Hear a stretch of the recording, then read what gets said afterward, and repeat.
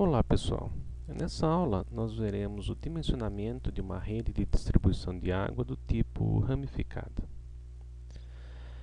Toda rede de distribuição de água ela é formada por trechos e formada por nós. Então, dois trechos são sempre unidos por um nó, dois ou mais trechos são unidos por um nó. No caso de uma rede ramificada, nós temos algumas características. É, uma delas é que nas suas ramificações, né, nas suas extremidades, nós temos que a vazão de jusante, né, caracterizada aqui pelo QJ, a vazão de jusante é igual a zero, né? E o que nós chamamos então de ponta seca.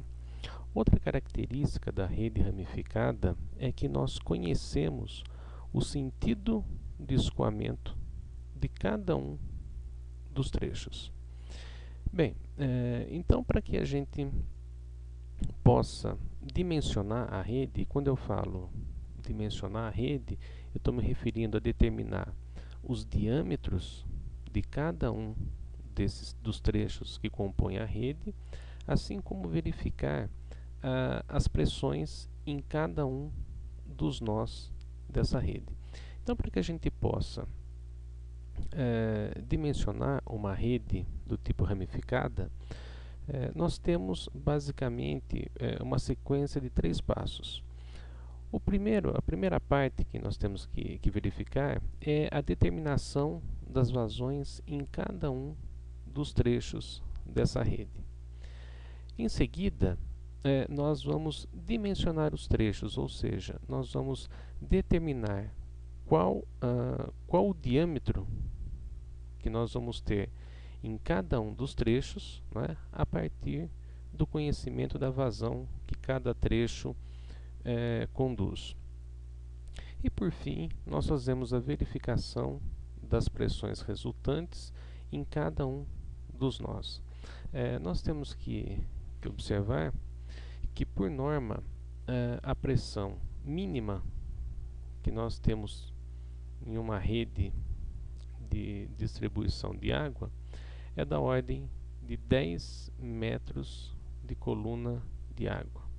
E a pressão máxima, e aí a pressão máxima estática, ela é da ordem de 50 metros de coluna d'água.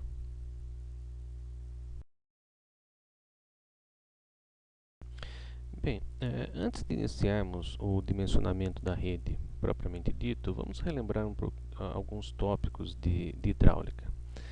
Em uma rede de distribuição de água, nós podemos ter trechos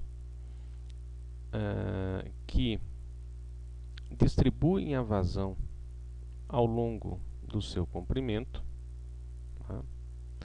Nesse caso, a gente fala que nós temos aqui uma vazão em marcha. Tá? E essa vazão em marcha pode estar correndo pelos dois lados, né? Vamos assim dizer, pelo lado, no caso aqui, de cima e de baixo dessa rede, né? Ou, se nós formos imaginar uma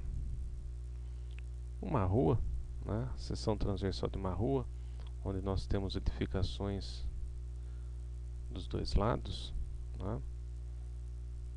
Nós temos a rede de água, um trecho da rede pelo menos, abastecendo por um lado uma residência, por outro lado outra. Nesse caso, esse trecho aqui refere-se a um trecho com contribuição em marcha.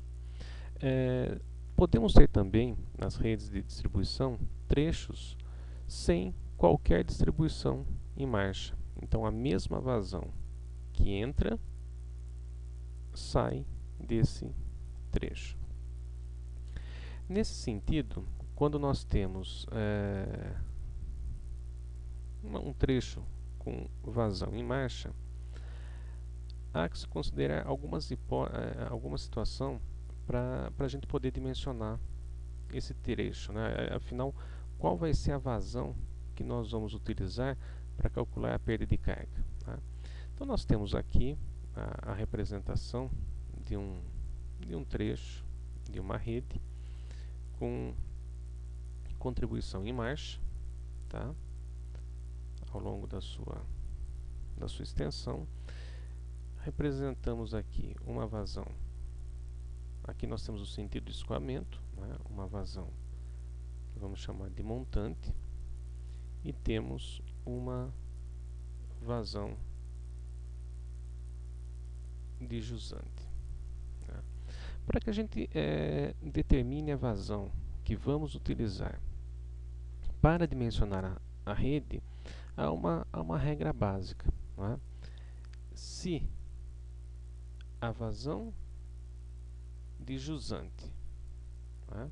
Se a vazão de jusante for igual a zero, essa vazão que nós vamos utilizar para dimensionar e que a gente chama de vazão fictícia, ela é estimada como sendo a vazão de montante dividido por raiz de 3. Por outro lado, se a vazão de jusante for diferente de zero, essa vazão fictícia é igual à vazão de montante mais a vazão de jusante dividido por 2. Então essa é uma regra que nós vamos utilizar não só na rede do tipo malhada, né? Mas podemos até utilizar também outros métodos, por exemplo, o método do seccionamento fictício. Um outro dado importante referente a esse trecho da rede que possui uma vazão em marcha é que nós consideramos, então, se esse trecho tem um abastecimento em marcha, esse trecho ele tem um comprimento real, físico, não é? L. Se por um lado ele abastecer em marcha somente por um lado, se a gente utilizasse essa figura, se somente esta residência, por exemplo, ou todas as residências deste lado da rua recebessem água provinda dessa rede, o seu comprimento em marcha seria a metade do comprimento real.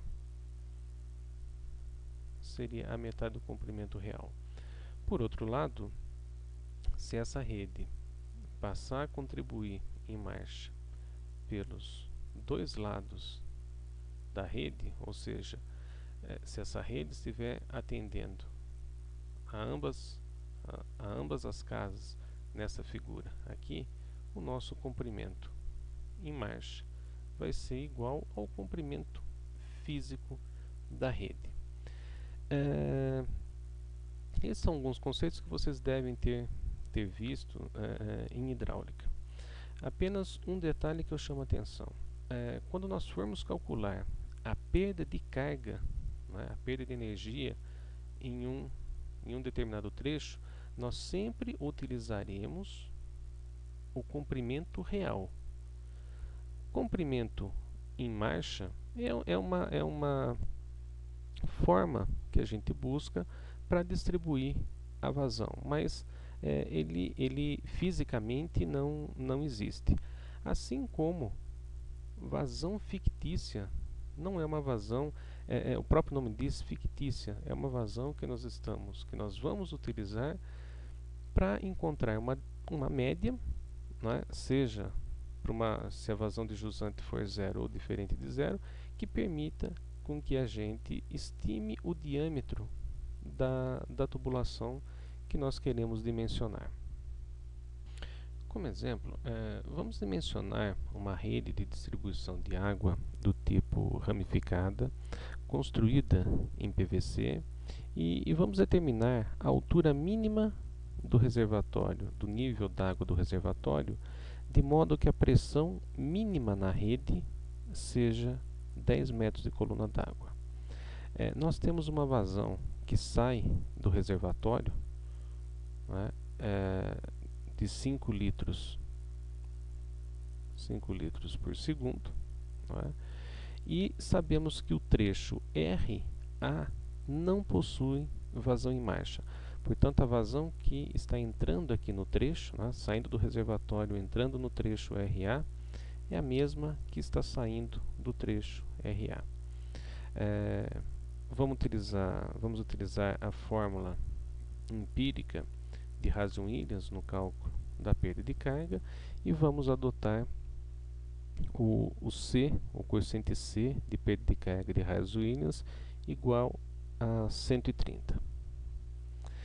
Bom, primeiramente, né, nós temos aqui a nossa rede.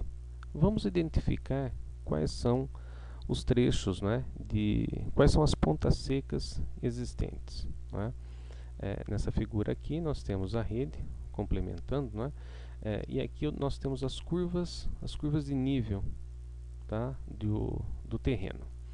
Então, voltando, vamos identificar onde estão as pontas secas, tá? Eu tenho uma ponta seca aqui no final do trecho BD e tenho uma ponta seca no final do trecho BC.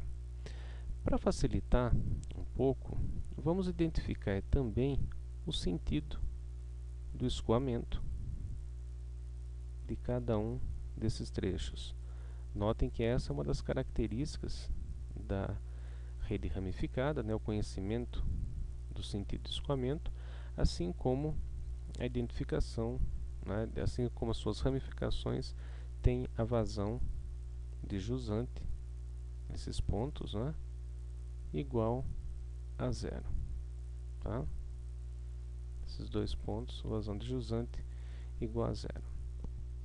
Então, na rede ramificada, aqui nós temos uma tabela, né? E vamos sempre começar a calcular para a determinação das vazões.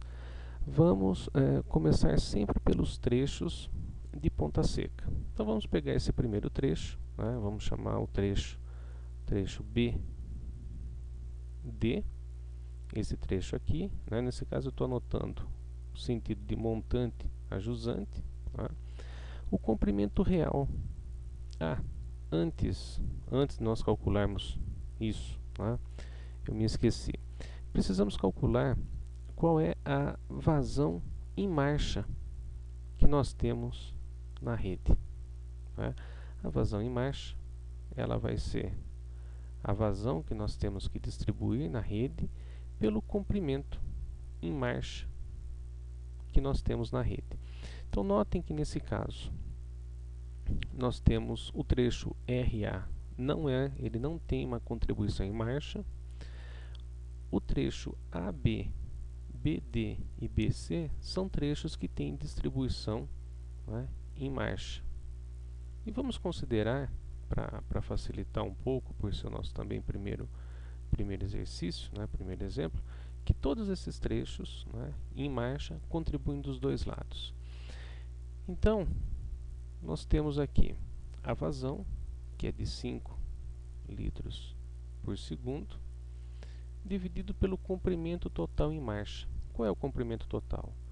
200 metros, referente ao trecho AB, mais 50 metros, referente ao trecho BD, e mais 80 metros, referente ao trecho BC, o que resulta em 330 metros de rede com contribuição em marcha, embora fisicamente nós tenhamos, né, mais 100 metros aqui, 430 metros de rede.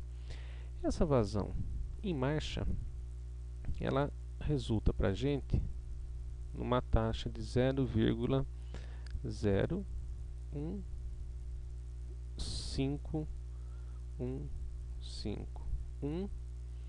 Notem, litros por segundo por metro de rede que tem contribuição em marcha. Então, voltando aqui para a nossa tabela, né, nós vamos sempre começar a completar ela dos trechos com ponta seca. Então, partindo aqui do trecho BD, nós temos um comprimento real de 50 metros. O comprimento fictício, né, nós estamos considerando que os dois lados dessa rede está contribuindo com vazão em marcha, então nós vamos considerar também como 150.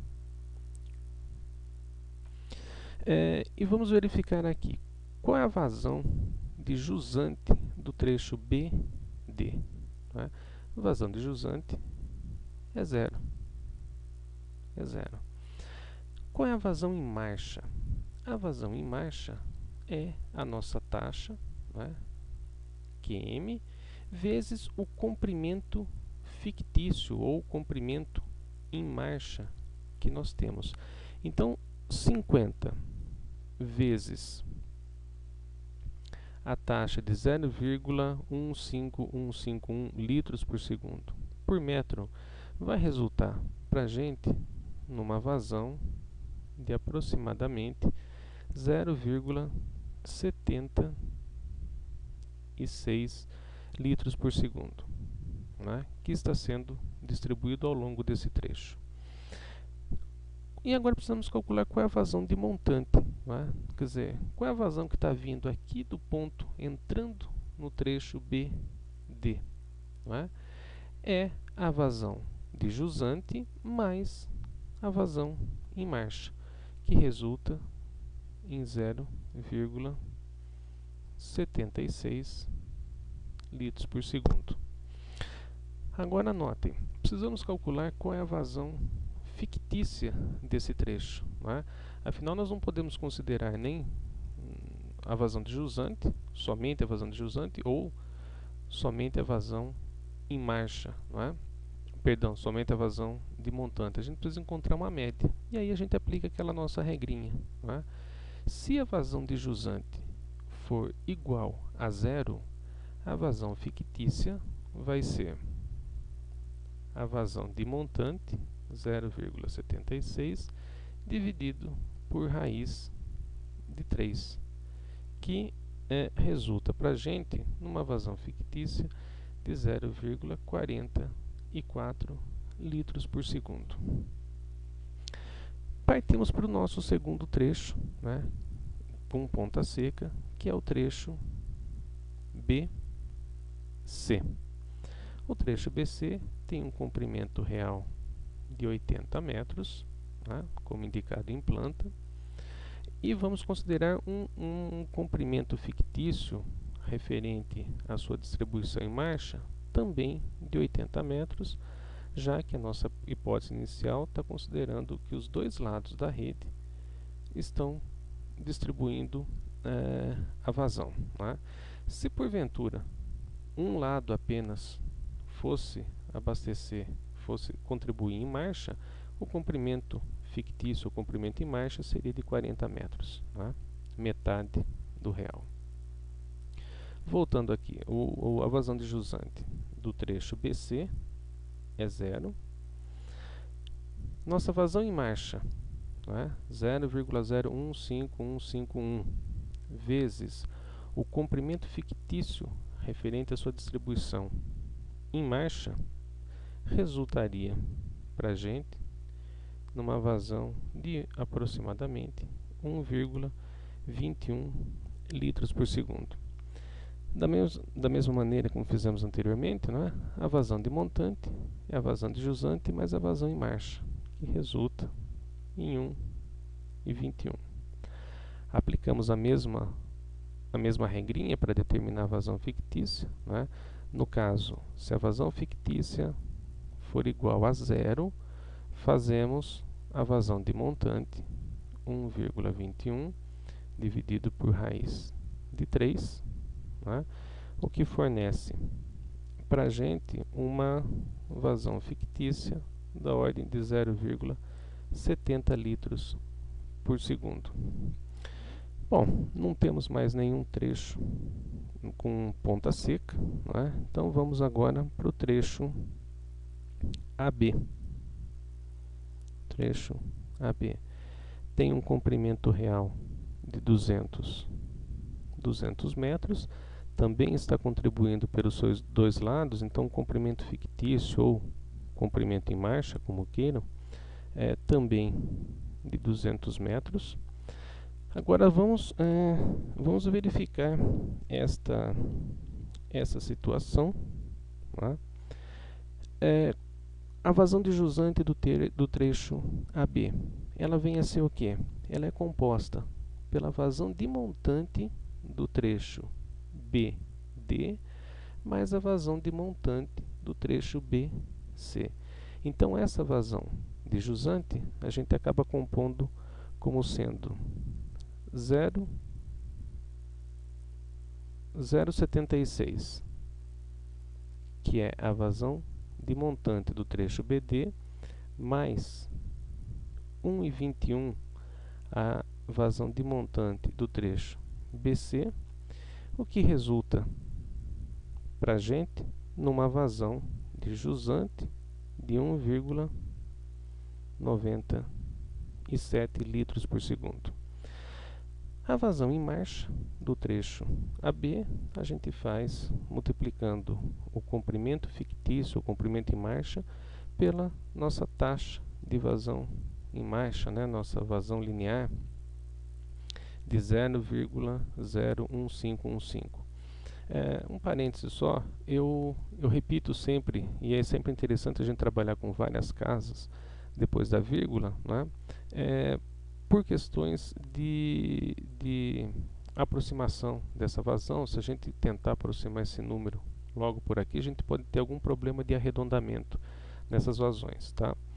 Então, voltando, a vazão em marcha do trecho AB, a gente faz por 200 vezes a vazão linear em marcha, o que resultaria aqui para a gente numa vazão de aproximadamente 3,03 litros por segundo. Tá? E a vazão de montante é a vazão de jusante do trecho mais a vazão em marcha, que daria 5 litros por segundo. Tá? Notem aqui a vazão fictícia, nesse caso, aplicamos a regra. Como a vazão de jusante é diferente de zero, a vazão fictícia vai ser feita como a soma da vazão de jusante mais a vazão de montante dividido por 2, o que resulta para a gente numa vazão fictícia da ordem de 3,49 litros por segundo. Por fim, nós temos o nosso trecho RA, está vindo lá do nosso reservatório, cuja altura a gente vai querer saber. O trecho RA ele tem um comprimento real de 100 metros. Comprimento fictício, né, ou comprimento em marcha, vai ser zero. Por quê? Porque nesse trecho eu impus, né, que não tivesse distribuição em marcha. A vazão de jusante do trecho RA é a vazão de montante do trecho AB, ou seja, a vazão de jusante aqui é os 5 litros por segundo, vazão de montante, não é, do trecho AB. Como nós não temos um comprimento em marcha, né, nossa vazão em marcha aqui é zero, né, o que resulta numa vazão de montante de 5 litros por segundo, que é o que a gente esperava, já que a vazão de distribuição que nós estamos tendo é de 5 litros por segundo.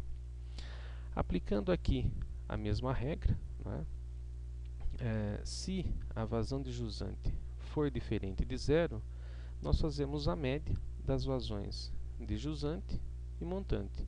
Então, nesse caso, vazão de jusante 5 mais vazão de montante 5, dividido por 2, a vazão fictícia do trecho RA também será de 5 litros por segundo.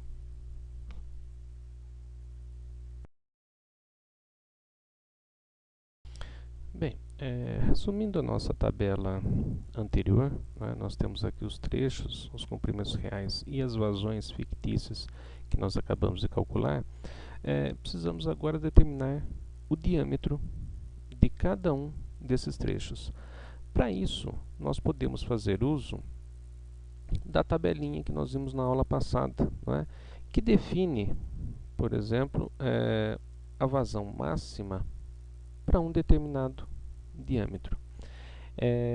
Essa determinação de diâmetro também pode ser, em algumas concessionárias, utilizam o conceito de perda de carga unitária máxima, não é? Perda de carga unitária máxima, como um fator limitante para a determinação de cada um desses diâmetros. Nesse caso aqui, vamos utilizar a tabela que nós vimos na aula anterior. Tá? Então, no trecho, pegando o primeiro trecho, trecho BD, a vazão fictícia é de 0,44 litros por segundo. Então, nós vemos nessa tabela que um diâmetro de 50 milímetros ele comporta uma vazão de até 1 litro por segundo. Né? Lembrando que a norma de projeto de redes ela define como diâmetro mínimo de uma rede pública de distribuição de água o diâmetro de 50 milímetros. Então, nesse primeiro caso, nós temos aqui, nós conseguimos dimensionar que o trecho BD tem um diâmetro de 50 milímetros. O segundo trecho, o trecho BC, nós identificamos uma vazão de 0,70 litros por segundo. Caímos no mesmo caso, não é? Onde o diâmetro de 50 milímetros comporta uma vazão de até 1 litro por segundo. Então, o diâmetro do trecho BC também é de 50 milímetros. Já o trecho AB, a vazão fictícia que nós calculamos foi de 3,49. Né? Notem aqui que o diâmetro seguinte, o de 75 milímetros, a vazão máxima é de 2,2 litros por segundo. Não é suficiente, não é? Ou não é apropriado. Então, nós passaríamos para o terceiro diâmetro, né, diâmetro de 100 milímetros, onde a vazão máxima permitida por esse critério é de 4,7 litros por segundo. Então, o trecho AB teria um diâmetro de 100 milímetros. Da mesma maneira, a gente faz isso para o trecho RA. O trecho RA tem uma vazão fictícia de 5 milímetros e nesse caso, uma vazão fictícia de 5 litros por segundo, né? E nesse caso aqui a gente já não pode usar o diâmetro de 100, vamos ter que utilizar o diâmetro de 150, que comporta uma vazão de até 14,1 litros por segundo. Né? Então aqui o diâmetro seria de 150 litros por segundo. Né? Aí nós vamos calcular, determinados os diâmetros, nós vamos calcular a perda de carga, utilizando para isso da fórmula empírica, né, de Hazen-Williams, que podemos ter como sendo 10,65 vezes a vazão, essa vazão fictícia, elevado a 1,85 vezes o comprimento real da rede dividido por C, o coeficiente de Hazen-Williams, né, que nós estamos adotando como sendo 130, né, então é C elevado a 1,85 vezes o diâmetro elevado a 4,87. Tá? Então, se nós formos fazer a conta aqui, começando pelo trecho, pode ser por mas começando pelo trecho RA, por exemplo, nós teríamos 10,65 vezes a vazão de 5 litros por segundo. Lembrando que na fórmula de Hazen-Williams, a vazão, a unidade que a gente utiliza é metro cúbico por segundo. Né? Então seria uma vazão de 0,005 metro cúbico por segundo, elevado a 1,85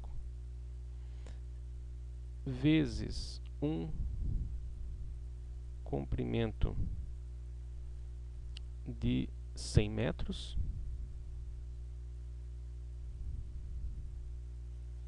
vezes um comprimento de 100 metros dividido por C elevado a 1,85, no caso C é 130, então 130 elevado a 1,85. O diâmetro que nós determinamos é 150 milímetros, né? Então 0,15 elevado a 4,87,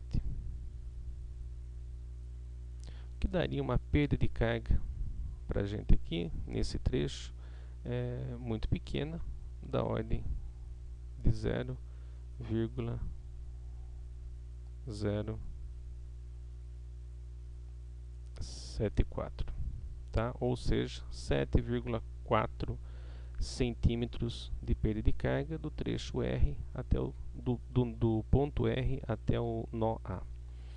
Da mesma maneira, quando nós vamos aplicando para os demais trechos, né, nós temos as seguintes perdas de carga, né? No caso do trecho AB, a perda de carga resultante será de 0,552. Do trecho BC, tendo a vazão fictícia de 0,7 litros por segundo e um diâmetro de 50 milímetros, né, a nossa perda de carga será de 0,330 metros ou 33 centímetros, e no trecho BD a perda de carga será de 0,087 metros ou 80. Bom, pessoal, o diâmetro das tubulações nós já determinamos, não é? Queremos determinar agora, queremos encontrar a pressão nos nós, não é? Ou no nosso caso, a altura desse reservatório. Bom, então começamos a preencher, não é? As cotas do terreno de cada um dos nós. Então a gente vê aqui, olha, o reservatório R, a cota do terreno, ela está em 700 metros. A cota do terreno do ponto A, ela está na cota 695. 695, né? A gente pode perceber aqui. Então repetimos. O nosso nó B, ele está na cota 690.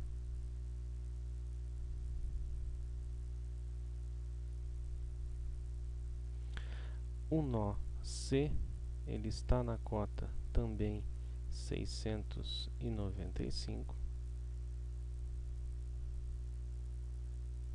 O nó B continua, né, está na cota 690 e o nó D na 685.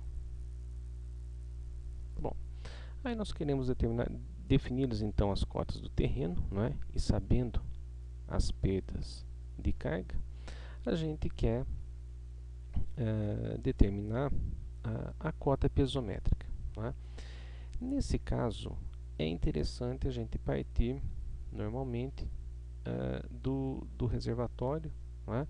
Ou daquele ponto em que a gente sabe a pressão, não é? Está precisando determinar a pressão naquele ponto. Então, aqui, né, fazendo um perfil, aqui nós temos a cota do terreno em 700. Nós queremos saber qual tem que ser o nível d'água mínimo, né, do reservatório, de tal maneira que a menor pressão na rede seja 10 metros de coluna d'água. Tá?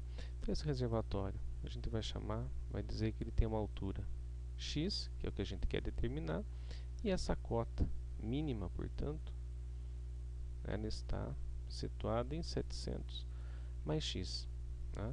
Então essa é a cota piezométrica que nós temos aqui, né, no trecho RA, né, referente ao ponto R, a cota de montante é 700 mais x. Como eu sei o sentido do escoamento, né, eu sei que vem de R para A, né, o meu ponto A estaria aqui, tá, numa cota já um pouco mais baixa, aqui numa cota 695, né. Então notem que a minha linha, meu plano de carga mínimo está aqui. O sentido do escoamento é de R para A. Então a minha linha piezométrica vai decaindo, né? Aqui eu tenho a perda de carga de R até A. Então, a cota piezométrica de jusante, ou seja, a cota piezométrica do ponto A, vai ser 700 mais x menos a perda de carga que ocorreu nesse trecho, o que resulta para a gente em 699,926 mais x. Essa cota piezométrica do ponto A, por ser uma rede ramificada, né, a gente repete ela para o trecho AB, 699,926 mais x, do ponto A até o ponto B, tá? Esse trecho teve uma perda de carga de 0,552. Tá? Então, nós vamos resultar em 699,926 menos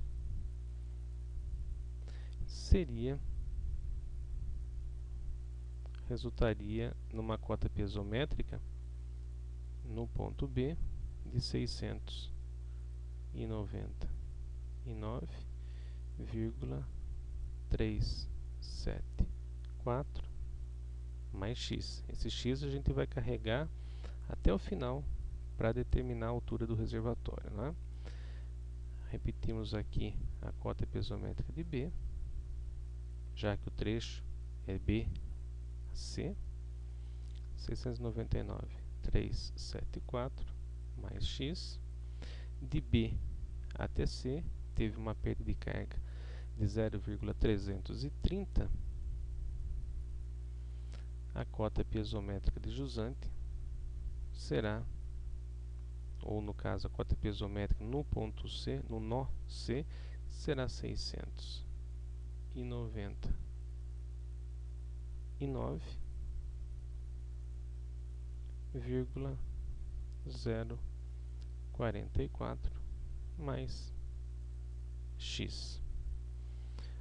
Do nó, a cota piezométrica no nó D, né, a gente parte do nó B, 699,374 mais x.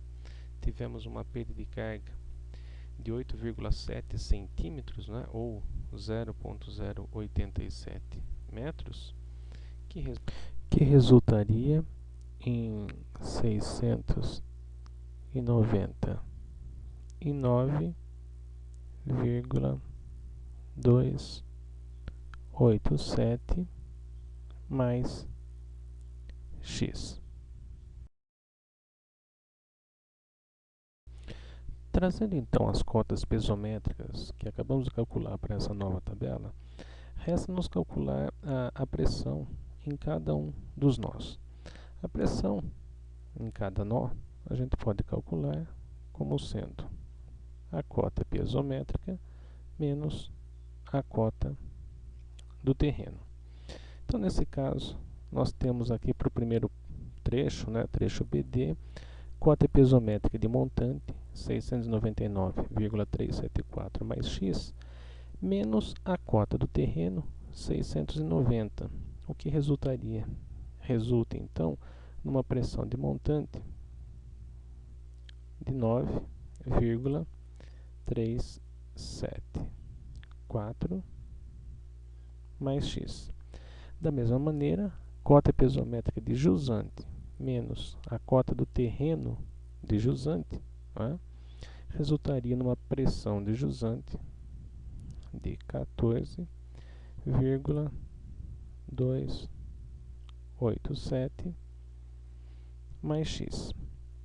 Fazendo da mesma maneira para os demais trechos, nós teríamos uma pressão de montante, né, no nó B, aqui seria repetido, né, 9,374 mais x, e em jusante 4,044 mais x. No trecho AB, né, no nó A, nós teríamos 699,926 menos a cota do terreno de 695, o que resultaria numa pressão de 4,926 mais x. Aqui em B, né, nós já calculamos anteriormente,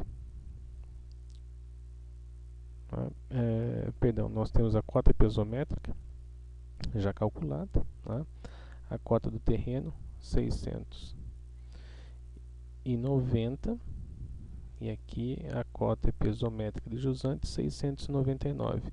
Resultaria então para a gente 9,374 mais x.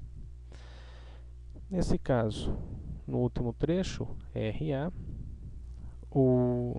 no reservatório está localizado numa cota 700 e nós vimos que a cota piezométrica seria 700 mais x.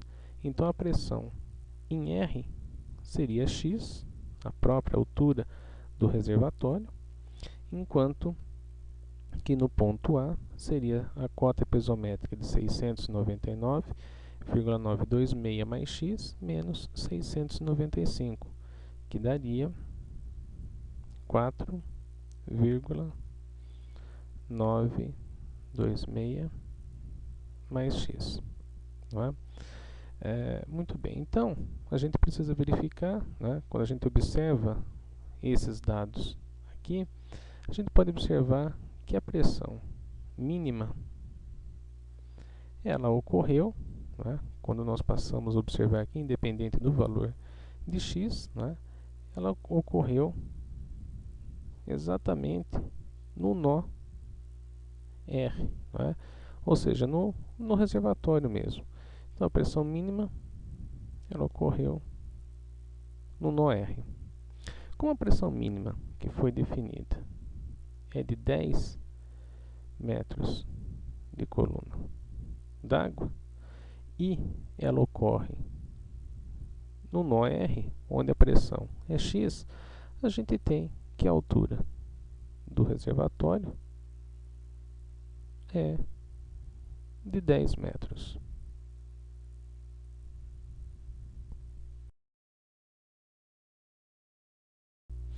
Bem, substituindo então o valor de x que acabamos de obter, tá, nas equações anteriores que definiam a pressão, nós recalculamos e encontramos as pressões, não é, em cada um dos nós.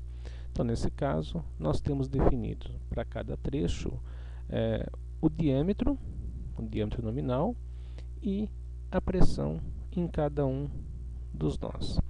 Nesse exercício, foi mantido ainda 3 casas decimais apenas para o acompanhamento. Na prática, nós aproximamos essa pressão para uma casa decimal, já dá uma precisão bastante grande para o nosso problema. Tá, ok? É isso, pessoal.